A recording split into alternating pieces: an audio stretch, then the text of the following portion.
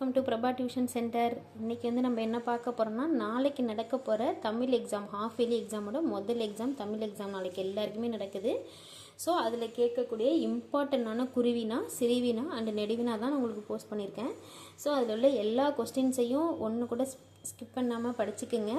இந்த கொஸ்டின்ஸ் எல்லாமே வந்து பார்த்திங்கன்னா எல்லாமே 2 லைன்ஸில் தான் இருக்கும். ஸோ அது எல்லாத்தையுமே படிச்சிருங்க. சாயங்காலம் ஸ்கூல் விட்டு வந்த உடனே இதில் உள்ள கொஸ்டினை ஃபஸ்ட்டு படிங்க. இதில் உள்ள 2 மார்க் எல்லாத்தையும் ஒரு டைம் எழுதி அதுக்கப்புறம் இதில் வந்து நான் நிறையா வந்து சிறுவினாவும் கொடுத்துருக்கேன், நெடுவினா கொடுத்துருக்கேன். 8 மார்க் இது மட்டும்தான் கேட்பாங்க. 8 மார்க்கு.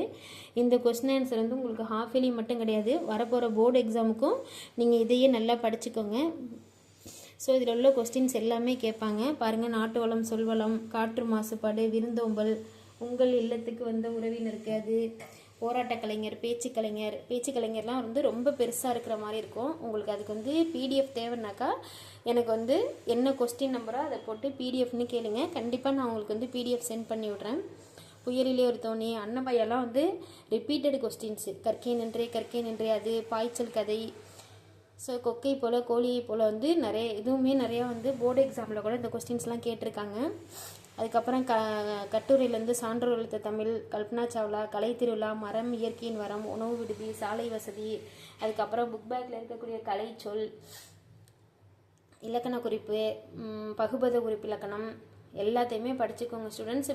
மறந்துடாமல் கண்டிப்பாக வந்து மனப்பாட பாட்டு எல்லாத்தையுமே படிச்சுக்கோங்க. நீங்களும் வந்து லாஸ்ட் இயர் போர்டு எக்ஸாமோட கொஸ்டின் பேப்பர் இருந்துச்சுனாக்கா நான் அதையும் உங்களுக்கு ஷார்ட்ஸில் போட்டு விட்றேன். அதையும் வேணால் பாருங்கள். மேபி அதுலேருந்து கூட கேட்குறதுக்கு சான்சஸ் நிறையா இருக்குது.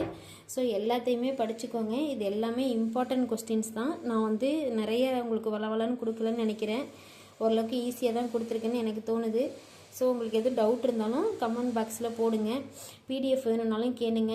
நாளைக்கு ஒரு நாளைக்கு எல்லோரும் காலையிலே சீக்கிரம் எழுந்திரிச்சு உட்காந்து படிங்க. நாளைக்கு வந்து நம்ம எழுத போகிற தமிழ் எக்ஸாம் வந்து நல்லா எழுதணும். எல்லாருமே அடித்தல் திருத்தல் இல்லாமல் எழுதுங்க. எல்லா கொஸ்டினையும் அட்டன் பண்ணுங்கள். டைமிங் கரெக்டாக ஃபாலோ பண்ணுங்கள். ஏன்னா இது வரைக்கும் நீங்கள் எழுதுனதெல்லாம் பார்த்தீங்கன்னாக்கா பாதி போர்ஷன் அப்படி தான் எழுதியிருப்பீங்க. பாதி புக் எழுதியிருப்பீங்க.